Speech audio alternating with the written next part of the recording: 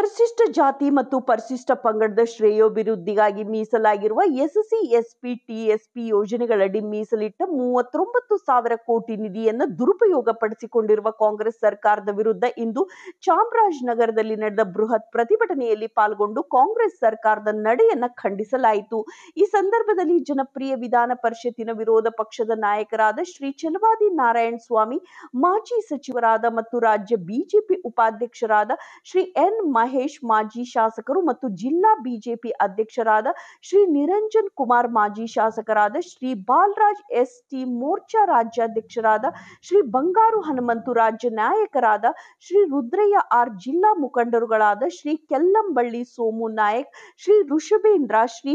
ನಿಜಗುಣ ರಾಜು, ಶ್ರೀ ರಾಮಚಂದ್ರ, ಶ್ರೀ ಚಂದ್ರಶೇಖರ್, ಶ್ರೀ ಜಯಸುಂದರ್ ಸೇರಿದಂತೆ ವಿವಿಧ ಸಂಘಟನೆಗಳ ಮುಖಂಡರು, ಪಕ್ಷದ ಪ್ರಮುಖರು, ಜಿಲ್ಲಾ ಪದಾಧಿಕಾರಿಗಳು ಮತ್ತು ಪಕ್ಷದ ಕಾರ್ಯಕರ್ತರು ಉಪಸ್ಥಿತರಿದ್ದರು. BSP news bureau, Chamarajanagar.